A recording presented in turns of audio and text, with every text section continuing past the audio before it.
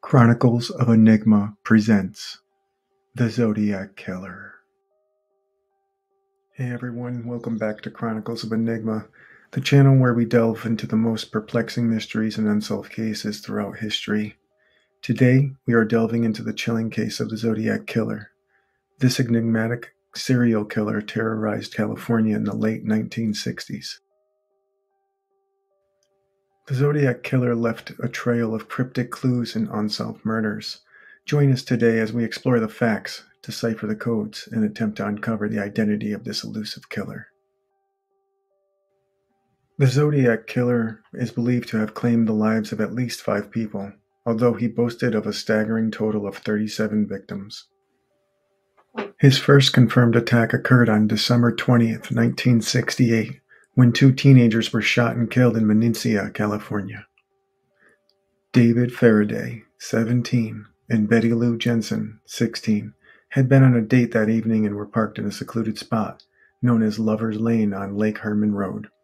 Just before 11 p.m., an unidentified man parked his vehicle next to Faraday and Jensen at a turnout. He approached them with a .22 caliber handgun and ordered them out of the car. The killer fired 2 warning shots into the station wagon. As Faraday exited the vehicle, the assailant quickly shot him in the head, killing him. Betty Lou Jensen tried to flee, but was shot 5 times in the back, causing her to collapse about 30 feet away from the vehicle. After confirming their deaths, the Zodiac Killer drove away. A passerby named Stella Borges discovered the bodies and alerted the police. The investigation faced challenges due to the inability to determine the motive and the frozen ground that prevented the collection of footprints or tire marks. As a result, the case went cold and the leads ran dry. Just before midnight on July 4th, 1969, the Zodiac Killer would strike again.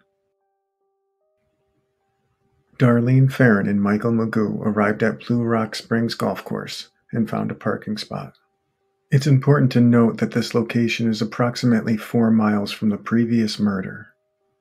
As the couple sat inside Farron's car, another vehicle entered the parking lot and parked next to them. However, it quickly departed. After approximately 10 minutes, the same car returned and positioned itself behind them. The driver of the second car got out, holding a flashlight and a gun. The assailant shone the flashlight into the eyes of Magoo and Farron before opening fire, discharging a total of 5 rounds. The killer initially walked away, but after hearing Magoo moaning in pain, he decided to come back and fire 2 more shots. Darlene Farron, 22, was shot and killed on sight. Her friend, Mike Magoo, was also shot 4 times, but miraculously survived, despite sustaining gunshots to the face, neck, and chest. According to Magoo's account, the assailant was a Caucasian male with short, light brown curly hair, aged between 26 and 30 years old, weighing around 200 pounds, or possibly more, and standing at approximately 5 foot 8 inches in height. At 12:40 a.m. on July 5th, 1969, an individual contacted the local police department via phone to inform them about the incident and admit responsibility for the assault. The caller also confessed to killing Jensen and Faraday 6.5 months earlier. The police managed to track the call to a telephone booth located a few blocks from the police department. This taunting is what would cement the Zodiac Killer into mainstream media.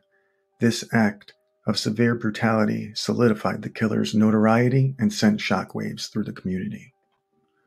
On September 27, 1969, just 85 days after his previous murder, the Zodiac struck again.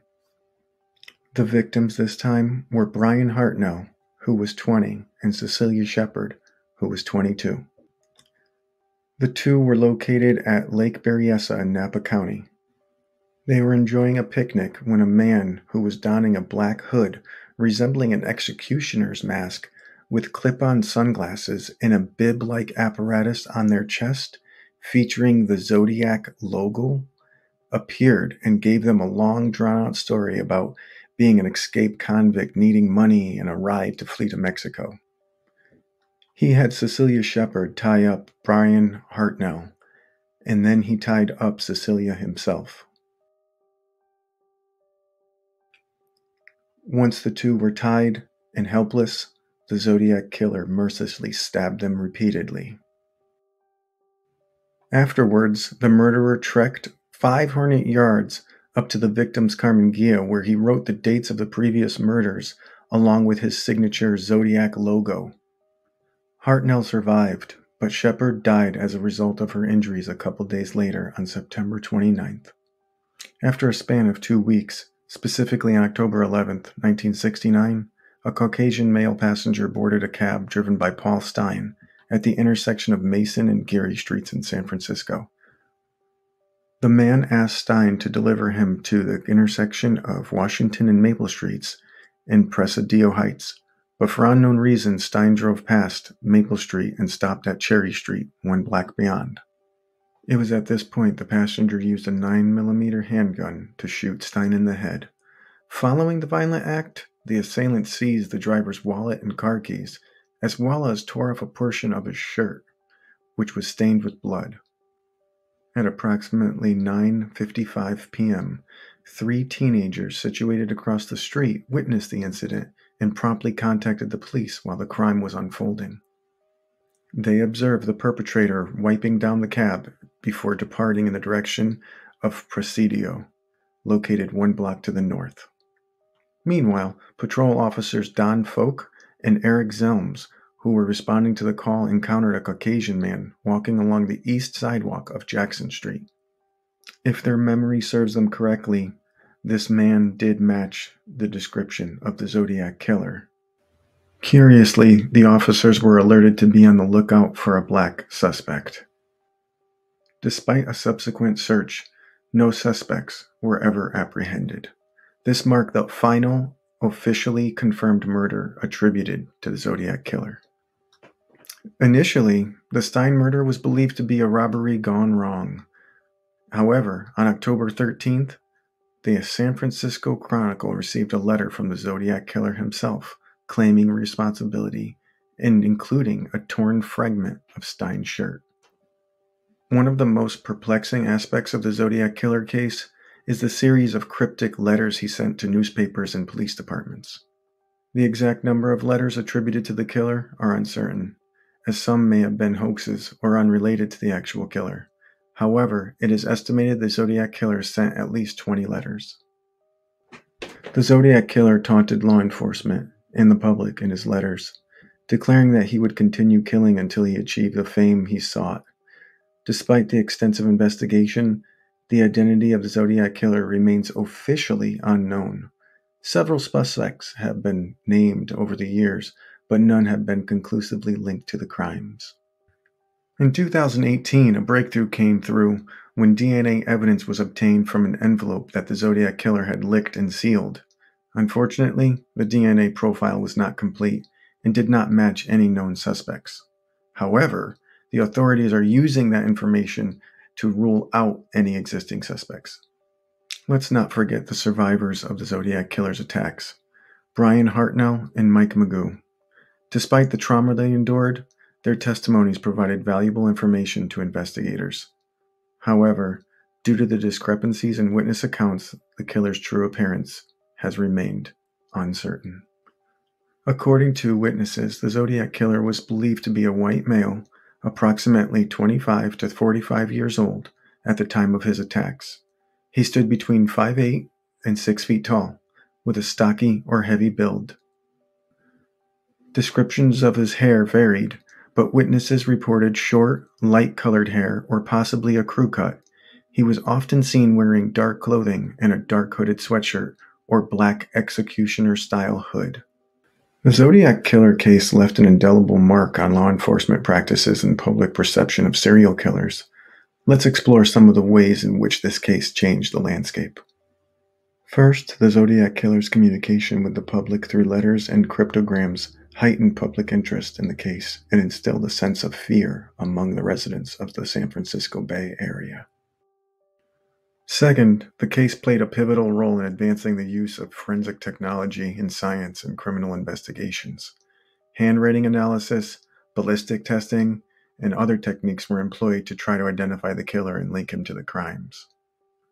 Third, the Zodiac Killer case highlighted the importance of interagency cooperation among law enforcement agencies. Lastly, the Zodiac Killer case brought serial killers into the public consciousness. It was one of the first widely publicized cases of a serial killer in the United States, shedding light on the psychological and criminology aspects of serial murder. Now let's focus on one of the prime suspects of the Zodiac Killer case, Arthur Lee Allen.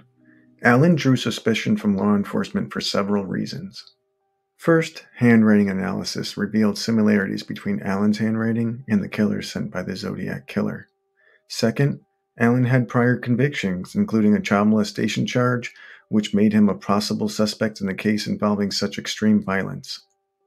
Third, Allen had access to weapons similar to those used in the Zodiac Killer attacks, and his alibis for the nights of the murders did not always hold up under scrutiny. Furthermore, Allen made statements to friends and acquaintances that seemed to imply knowledge of the Zodiac Killer case. His erratic behavior raised concerns about his mental stability. Despite these suspicions, Arthur Lee Allen was never formally charged or convicted in connection with the Zodiac Killer case. He died of natural causes in 1992, leaving the case unresolved. Most recently, in 2021, the firm Casebreakers, a private group of over 40 detectives who collaborate to solve cold case files, reported to the media that they had solved the case. They made an announcement suggesting that Gary Francis Post, due to his disturbing history and significant links to the series of murders, might be the individual responsible for the Zodiac Killer's crimes. However, this theory has faced skepticism and doubts from other sources. The FBI has the DNA results and has read the Casebreaker study, but have yet to release any news on their take of the post-killer theory. Detective Harvey Hines felt that one of the ciphers led him to believe that the Zodiac's name was Cain with a C or a K, born in 1924 and under the sign of Taurus, possibly Jewish.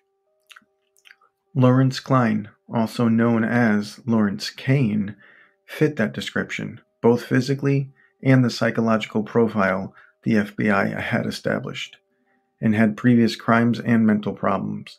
Unfortunately, the cipher can be interpreted in different ways by different people, and there wasn't a lot of backing behind this theory.